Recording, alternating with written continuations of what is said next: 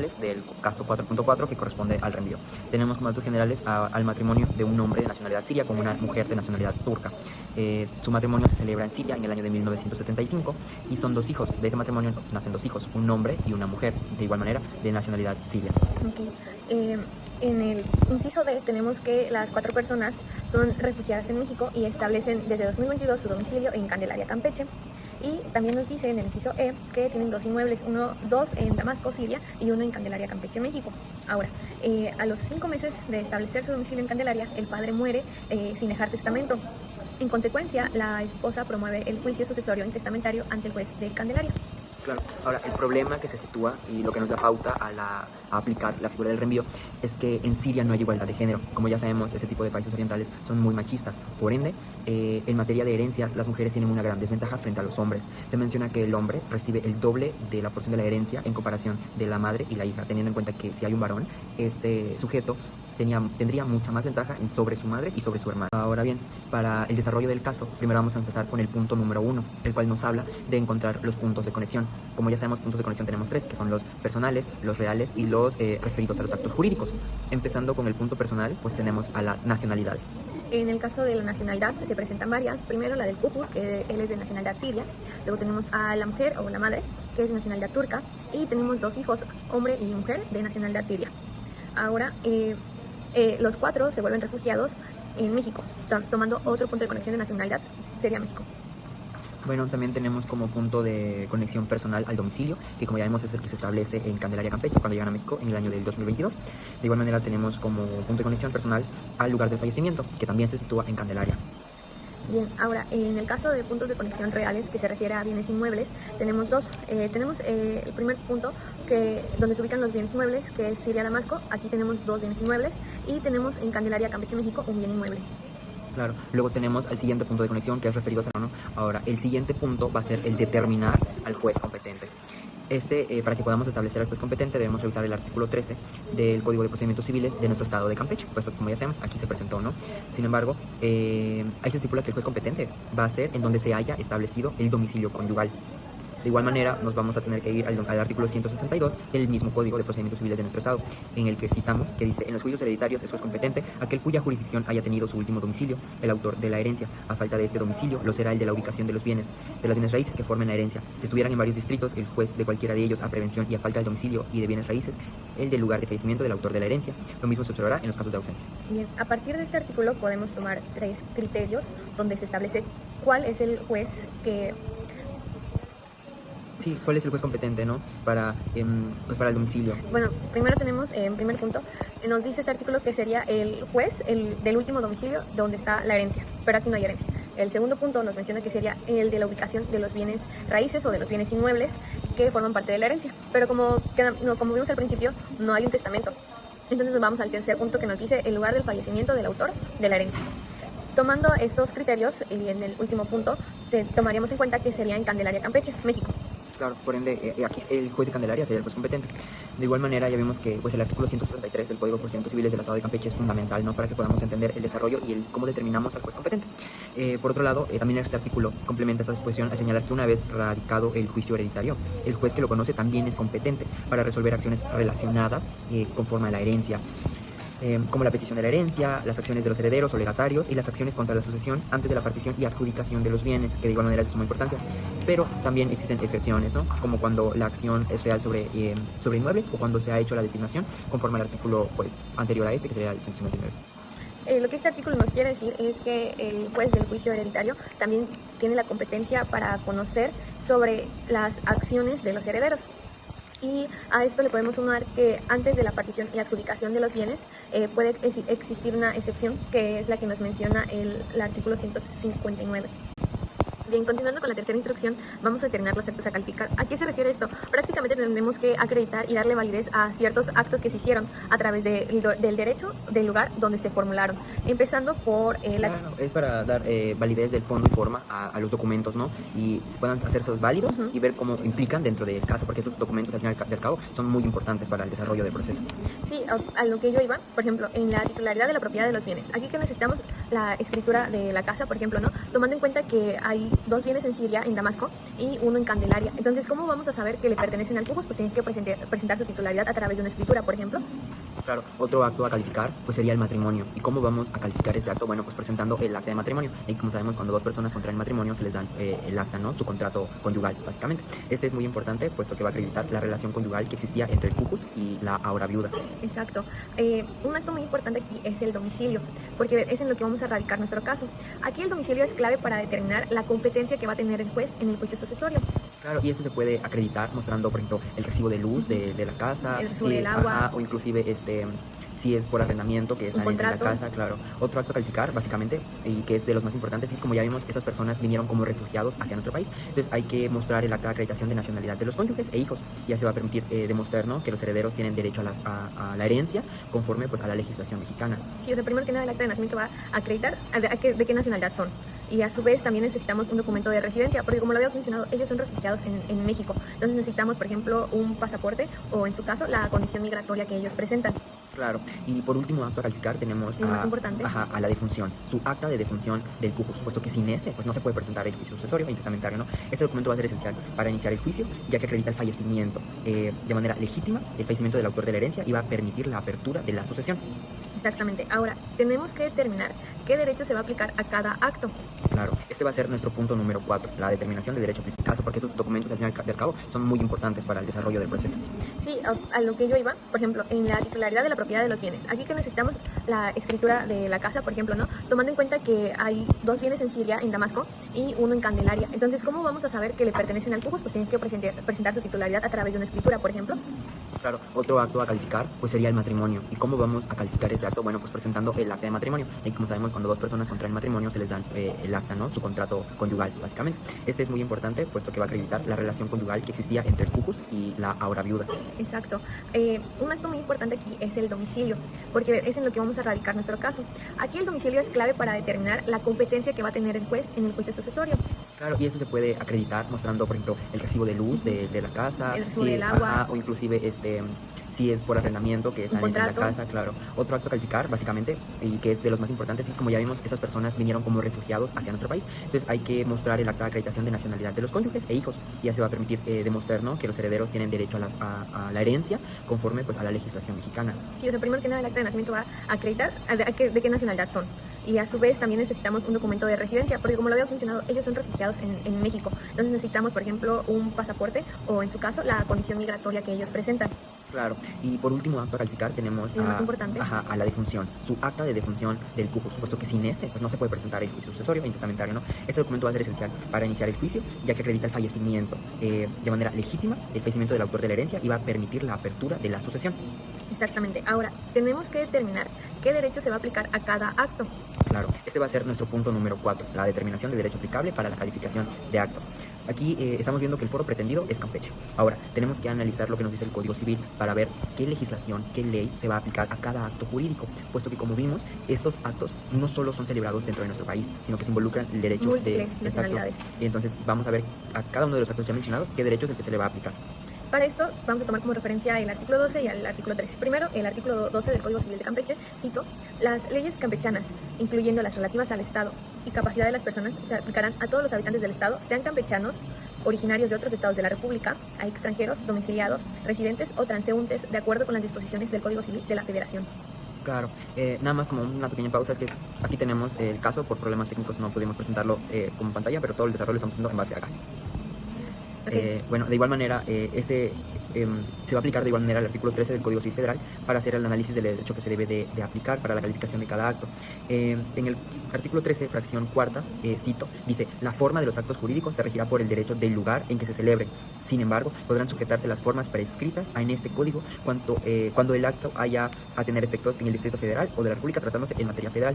Lo que nos quiere decir esto es que cualquier acto realizado en el extranjero debe cumplir con los requisitos legales de ese país, esto para su validez, y como ya mencionamos, cumple con los requisitos de fondo y forma. De igual manera, para que sea considerado pues válido, ¿no? Y que si un acto jurídico se realiza en país extranjero, pues cumpla con las formalidades, que es con lo que estábamos platicando. Sí, en el artículo 12 de Campeche nos menciona que se va a aplicar las leyes mexicanas a todos, independientemente de si eres residente, si eres originario, etcétera. pero también nos menciona que nos va a remitir al Código Civil Federal, que es el que Manu nos está compartiendo, el cual dice que debemos de buscar que la forma en la que se hicieron los actos sea válida. Ahora, esto nos va a llevar a determinar qué derecho se va a aplicar para cada acto. Claro, pero recuerda que también hay que sustentarnos en la fracción primera. Del artículo 13 primero mencionamos la fracción cuarta, porque es la que da la base, digamos, y luego vamos a mencionar la fracción primera, puesto que en esta fracción, cito, dice: las situaciones jurídicas válidamente creadas en las entidades de la República o en un estado extranjero conforme a su derecho deben ser reconocidas. Es decir, la fracción cuarta del artículo 13 del Código Civil Federal nos va a dar la pauta a que tengan los requisitos de fondo y forma, y la fracción primera, perdón, es la que nos va a decir que se les debe de dar validez a dichos actos jurídicos. Y ahora sí, vamos a calificar, mejor dicho, vamos a ver qué derecho se le aplica a cada acto. Ok, empezando por el derecho mexicano, ¿qué es lo que se debe calificar en México? Primero, la acta de defunción, porque fue el lugar donde murió el Cujus. Luego tenemos el documento de residencia, porque fue el último lugar donde la familia residió, siendo este el lugar de Candelaria, Campeche. Claro, además que se entiende que pues, el Estado mexicano es quien les da esta condición migratoria, entonces se tiene que calificar en base al derecho mexicano. De igual manera se tiene que calificar el comprobante de domicilio, pues como ya vimos, estos refugiados de Siria establecieron su domicilio dentro de Candelaria, Campeche, así como también el título de la propiedad del bien inmueble. Que se dio en Candelaria, Campeche. Claro. Ahora, nos vamos a Turquía. ¿Por qué? Porque tenemos que la esposa es de nacionalidad turca, entonces el derecho de Turquía debe de reconocer y darle validez a su acta de nacimiento. Y por último, tenemos que los actos que se van a aplicar conforme a la legislación de Siria sería el acta o certificado de matrimonio de los excónyuges, porque, como ya vimos, se casaron en dicho país, en Siria. Y de igual manera tenemos al acta de nacimiento de los hijos, pues vemos que tanto el hombre como la mujer, hijos de ese matrimonio, nacieron de igual manera en Siria. Y también el acta de nacimiento del Cujus, ya que el patriarca ahí nació.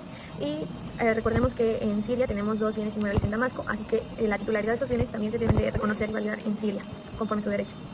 Claro, y para complementar lo anterior que habíamos visto en las fracciones 1 y primera, podemos ver que esto va a garantizar que el derecho extranjero que se aplique en México respete su interpretación original. Es decir, como ya vimos, el derecho que va a calificar a cada acto va a ser el del país donde se dio dicho acto. Donde se celebraron. Exacto, esto para que luego no haya problemas de interpretación por los idiomas o culturales o alguno de este tipo.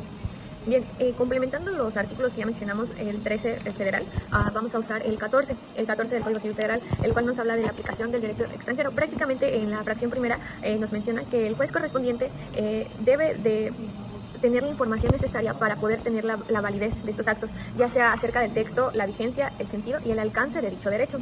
Claro, y luego tenemos a la fracción quinta. Este nos va a decir que cuando se dé la situación de que diversos actos de la misma relación jurídica se estén situando, este debe estar regulado por diversos derechos, ¿no? Y va a ser aplicado armónicamente, es decir, no se va a aplicar ninguna legislación por encima de la otra, sino más bien se busca que las legislaciones trabajen en conjunto para que luego no haya algún tipo de problema, pues, muy fuerte, ¿no? Exactamente. Aquí cada derecho, cada legislación tiene la misma jerarquía. Lo único que van a buscar es validar los actos que se celebraron en su país. Claro, y que trabajen en conjunto, como se mencionaba en la fracción quinta, que trabajen de manera armónica, que es lo que se busca priorizar en este tipo de situaciones. Caso porque esos documentos al fin y al cabo son muy importantes para el desarrollo del proceso. Sí, a lo que yo iba, por ejemplo, en la titularidad de la propiedad de los bienes. Aquí que necesitamos la escritura de la casa, por ejemplo, ¿no? Tomando en cuenta que hay 2 bienes en Siria, en Damasco, y 1 en Candelaria. Entonces, ¿cómo vamos a saber que le pertenecen al Cujus? Pues tienen que presentar su titularidad a través de una escritura, por ejemplo. Claro, otro acto a calificar pues sería el matrimonio. ¿Y cómo vamos a calificar este acto? Bueno, pues presentando el acta de matrimonio. Y como sabemos, cuando 2 personas contraen matrimonio se les dan el acta, ¿no? Su contrato conyugal, básicamente. Este es muy importante, puesto que va a acreditar la relación conyugal que existía entre el Cujus y la ahora viuda. Exacto. Un acto muy importante aquí es el domicilio, porque es en lo que vamos a radicar nuestro caso. Aquí el domicilio es clave para determinar la competencia que va a tener el juez en el juicio sucesorio. Claro, y eso se puede acreditar mostrando, por ejemplo, el recibo de luz de la casa, el recibo del agua, o inclusive si es por arrendamiento que están en la casa, claro. Otro acto a calificar, básicamente, y que es de los más importantes, y como ya vimos, estas personas vinieron como refugiados hacia nuestro país, entonces hay que mostrar el acta de acreditación de nacionalidad de los cónyuges e hijos, y ya se va a permitir demostrar, ¿no?, que los herederos tienen derecho a la herencia conforme pues a la legislación mexicana. Sí, o sea, primero que nada el acta de nacimiento va a acreditar de qué nacionalidad son. Y a su vez también necesitamos un documento de residencia, porque como lo habíamos mencionado, ellos son refugiados en México. Entonces necesitamos, por ejemplo, un pasaporte o, en su caso, la condición migratoria que ellos presentan. Claro, y por último acto a calificar tenemos a la defunción, su acta de defunción del Cujus, puesto que sin pues no se puede presentar el juicio sucesorio e intestamentario, ¿no? Este documento va a ser esencial para iniciar el juicio, ya que acredita el fallecimiento de manera legítima, el fallecimiento del autor de la herencia, y va a permitir la apertura de la sucesión. Exactamente. Ahora, tenemos que determinar qué derecho se va a aplicar a cada acto.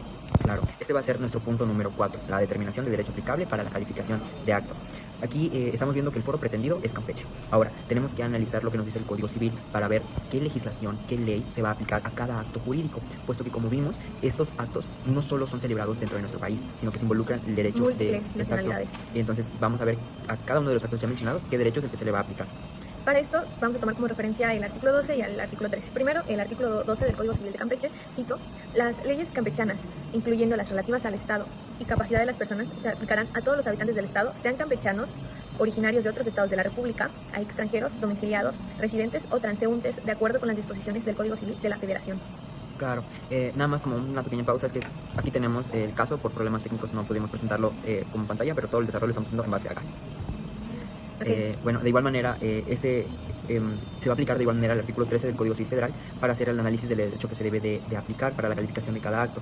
En el artículo 13, fracción cuarta, cito, dice: la forma de los actos jurídicos se regirá por el derecho del lugar en que se celebre. Sin embargo, podrán sujetarse las formas prescritas en este código cuando el acto haya a tener efectos en el Distrito Federal o de la República tratándose en materia federal.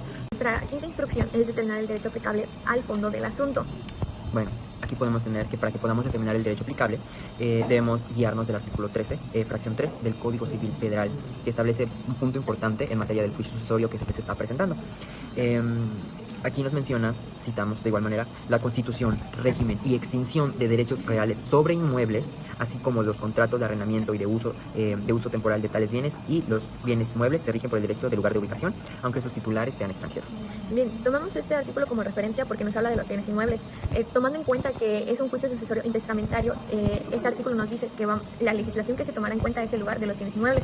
Y aquí hay dos legislaciones, ya que tenemos un bien inmueble en Candelaria, tomaríamos la legislación de México, pero tenemos también dos bienes inmuebles en Damasco, Siria, tomando entonces también la legislación de Siria. Y pasamos al punto número 6.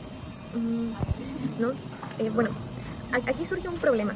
Ah, claro. Bueno, como ya explicó mi compañera Evaneli, se tiene que hacer lo de la repartición de bienes, ¿no? El juicio sucesorio. ¿Cuál es el problema aquí? El problema es el que ya habíamos mencionado con anterioridad.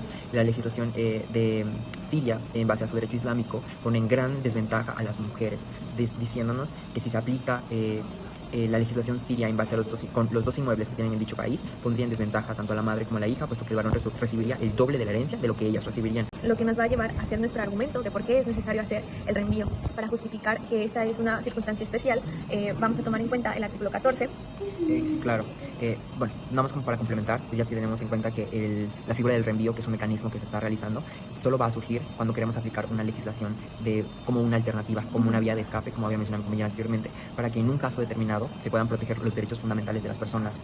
Entonces, aquí, como ya se dijo, en qué legislación o en qué artículo está establecido la figura del reenvío, pues vemos que está en el artículo 14, fracción 2 del Código Civil Federal, el cual nos menciona: se aplicará el derecho sustantivo extranjero, salvo cuando, dadas las especiales circunstancias del caso, deban tomarse en cuenta con carácter excepcional las normas conflictuales de ese derecho, que hagan aplicables las normas sustantivas mexicanas o de un tercer país, que aquí es lo que podemos ver, que se daría el reenvío en primer grado y reenvío en segundo grado, al momento en el que se habla de un tercer país.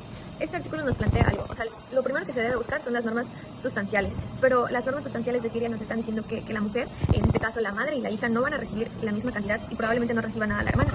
Entonces, ¿qué hacemos? Nos vamos a las normas conflictuales de Siria y buscamos un apartado que nos pueda reenviar otra vez a la legislación mexicana para que la legislación mexicana se pueda aplicar y podamos garantizar una igualdad proporcional en la repartición y que no se discrimine a las mujeres por su género.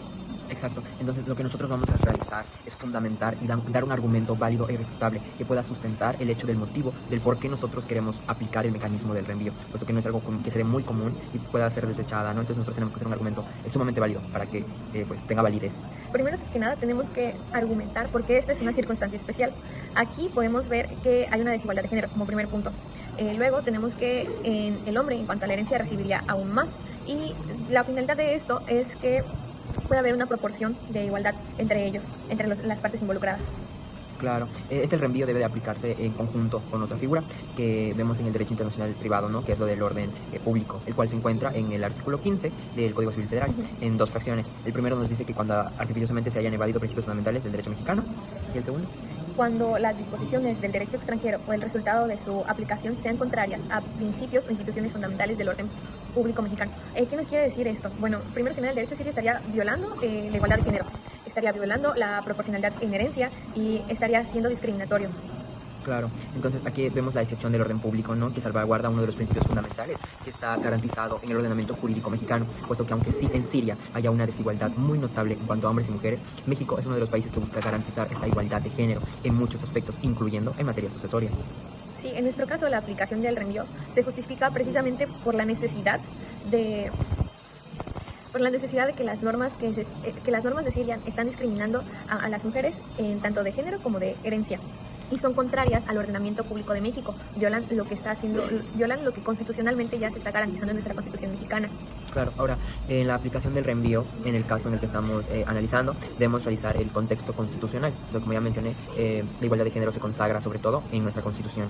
Aquí particularmente en materia de derechos humanos, se dio también en el año del 2012, ¿no?, que elevó al rango constitucional los derechos contenidos en los tratados internacionales, que de igual manera cobran mucha relevancia al momento de nosotros querer sustentar nuestro argumento.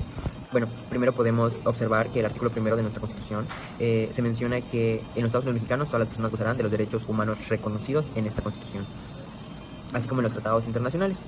¿Qué nos dice el artículo primero de la Constitución? Prácticamente que nos ayuda más que nada a entender que las personas que se encuentran dentro del territorio mexicano se les debe respetar y garantizar sus derechos humanos, es decir, se les debe de proteger independientemente de su nacionalidad. Y acá tenemos en cuenta que es una familia de refugiados, son doblemente vulnerados. Entonces, ¿qué es lo que vamos a hacer?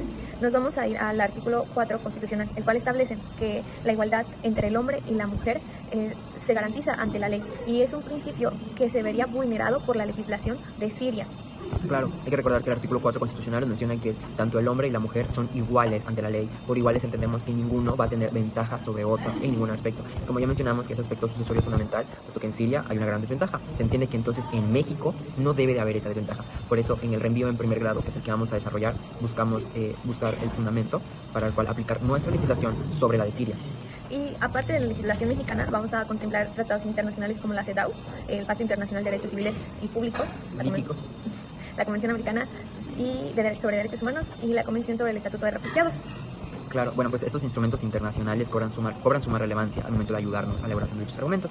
Este, al ser parte del ordenamiento jurídico mexicano, y como ya vimos que se menciona que en la misma Constitución que también nos vamos a apoyar de tratados internacionales, esos configuran un mandato imperativo que es para todos los jueces al momento de evitar la discriminación, sobre todo en este caso en cuanto al género.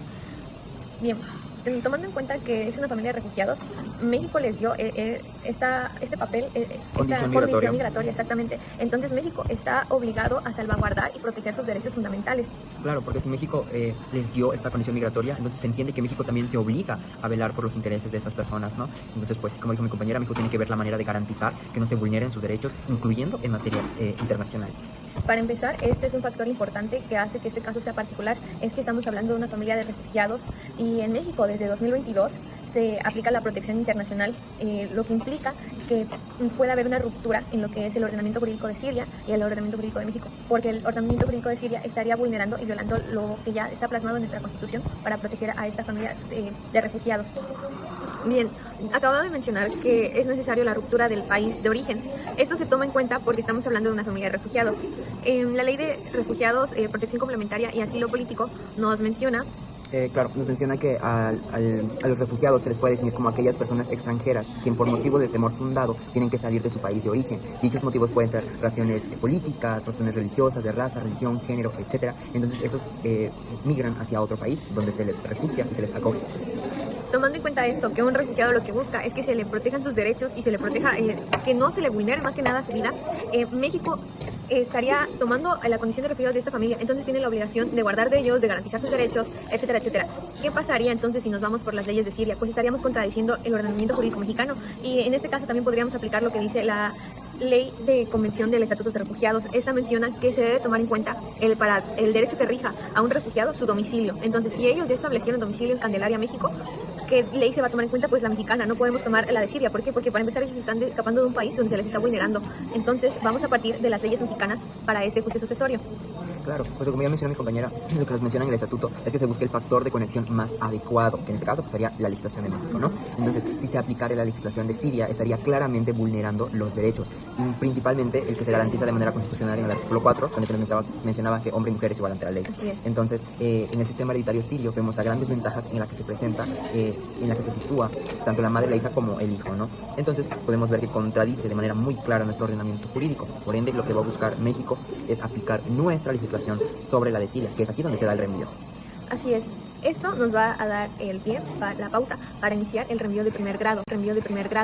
Bueno, como ya habíamos explicado en la introducción de nuestro video, podemos definir el reenvío cuando un país remite hacia un país extranjero para que se aplique la legislación. Sin embargo, esta, por alguna causa en cuanto a sus competencias judiciales o a sus normas, lo devuelven al país de origen, que sería el país del foro, que en este caso sería de que, como el foro es en México, México pida que se aplique la legislación de Siria, pero aquí podríamos encontrar un punto de escape para que en vez de aplicar la legislación siria, se devuelva a México y de esta manera se aplique la legislación mexicana.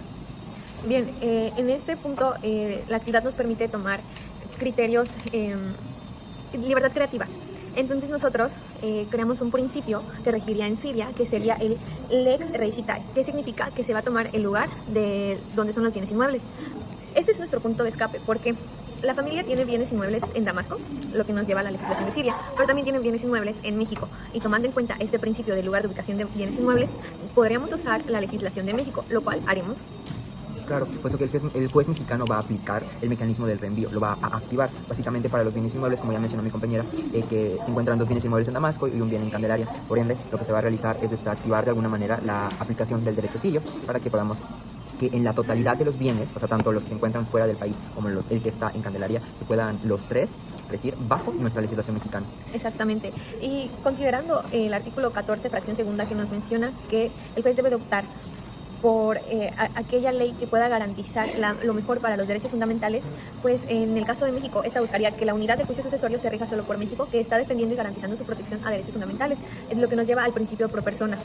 Claro, y como ya vimos, el principio pro persona es lo que nos va a dar la justificación hacia la aplicación del reenvío, debido a que busca que se aplique la legislación que más nos favorece.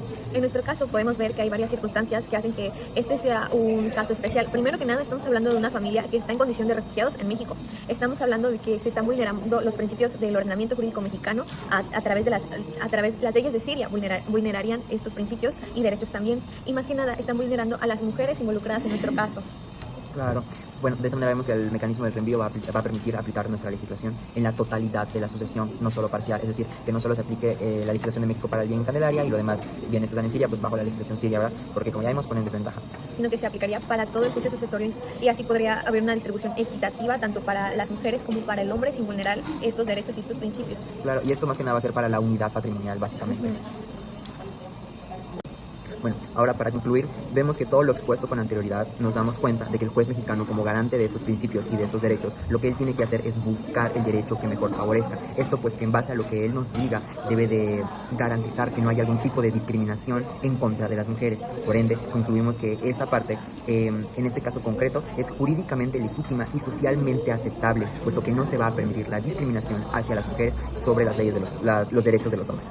Ahora bien, vamos a hacer el argumento sobre lo que es el reenvío en segundo grado, dando una introducción al reenvío en segundo grado. Como ya habíamos explicado, este hace referencia a cuando, por ejemplo, de nuestro país del foro pretendido, que es México, lo reenvíe hacia Siria y Siria lo reenvíe hacia un tercer país, que en nuestro caso va a ser Turquía. Siendo Turquía la nacionalidad de la viuda, que es la que promovió el juicio sucesorio testamentario. Bien, ahora sí, como hemos visto y entendido, el reenvío en segundo grado es la remisión a un tercer país. Usaremos como punto de conexión la nacionalidad de la viuda, que sería Turquía. Tomando en cuenta que también tenemos libertad creativa para el desarrollo de este caso, creamos un artículo del Código Civil de Siria, que sería el artículo 19, el cual voy a citar. En los matrimonios donde uno de los cónyuges posee nacionalidad extranjera, los efectos del matrimonio relacionados con los derechos personales del cónyuge extranjero podrán regirse por la ley nacional de dicho cónyuge cuando ésta ofrezca una protección más favorable. Este artículo lo hicimos con la intención de poder tomar un punto de escape hacia la nacionalidad de Turquía, porque esta estaría protegiendo los derechos que en Siria son vulnerados, es decir, la desigualdad de género que hay en la sucesión hereditaria. Claro, lo que quisimos garantizar, la figura que inventamos con base a este artículo es el matrimonio mixto. El matrimonio mixto se va a basar en la unión de 2 cónyuges con diferentes nacionalidades, que en este caso uno es de Siria y la mujer es de Turquía, ¿no? Entonces, este artículo nos menciona que se va a aplicar la legislación que tenga más favorable hacia alguno de los cónyuges. Por ende, entendemos que el punto de escape que nosotros vamos a tener es que nos está remitiendo a la legislación turca. Esto porque estamos escapando de utilizar la legislación de Siria y la legislación favorable sería la de Turquía, es decir, la de la nacionalidad de la cónyuge de la viuda. Exactamente. Bien, continuando con la libertad creativa, creamos un artículo que es el 275 de la Ley de Estatuto Personal de Siria. Voy a citarlo. Este dice: cuando el causante estuviera casado con un cónyuge de nacionalidad extranjera y no existiera pacto o capitulación matrimonial que regulara sus relaciones patrimoniales, los derechos sucesorios del cónyuge extranjero podrán regirse por la ley nacional cuando ésta establezca un régimen más favorable para la protección de sus derechos. Nuevamente, aquí estamos aplicando que la ley sea favorable y busque proteger los principios fundamentales, lo que nos llevaría a la legislación de Turquía. Claro, podemos notar que en este artículo nos va a ayudar a argumentar y a sustentar otro motivo por el cual, como mencionó mi compañera, vamos a obtener un punto de escape de Siria hacia Turquía, que es la legislación que queremos aplicar para el derecho aplicable, ¿no? Por ende, podemos entender de este artículo que lo que nos quiere decir es que en caso de que haya un matrimonio y uno de los dos fallezca y en dicho matrimonio no se haya establecido estipulaciones matrimoniales o capitulaciones matrimoniales, exacto, y se va a aplicar la legislación del país de origen del cónyuge que quede con vida, para que de esta manera, y si es más favorable, pues tenga un impacto positivo en cuanto a materia sucesoria para este. Sí, con este artículo lo que buscamos es que, como bien estamos en un juicio sucesorio intestamentario, no hay testamento y tampoco hay capitulaciones matrimoniales, lo que se va a hacer es que se regirá por la ley que busque favorecerlos. Entonces nos va a reenviar a la legislación de Turquía. Bien, este artículo nos permite hacer el reenvío a Turquía y, siendo así, Turquía nos ofrece que para el régimen de un juicio sucesorio, tendremos una igualdad en perspectiva tanto de género como para la aplicación de los bienes inmuebles que se puedan otorgar de manera equitativa. Claro, de esta manera podemos notar que la legislación de Siria nos va a ofrecer un marco jurídico ampliamente más favorable hacia lo que estamos desarrollando en nuestro caso, que es el proteger los derechos de la madre y de la hija, sobre todo porque eso es lo que busca el juez mexicano, es acatarse a una legislación que jurídicamente sea igual en el sentido de la protección a dicho derecho en materia sucesoria y que esté consagrado de igual manera a nivel constitucional como lo es la igualdad de hombres y mujeres. Sí, al contrario del ordenamiento de Siria, Turquía nos promueve, como en México el artículo 4 constitucional, que hay una igualdad tanto para mujeres y hombres, entonces nos está evitando la vulneración a principios de género, la vulneración a las mujeres y a todas estas circunstancias especiales que promueve nuestro caso.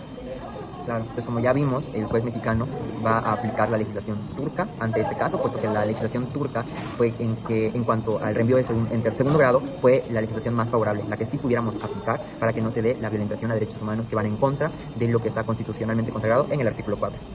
Bien, con esto podemos concluir nuestro reenvío en segundo grado.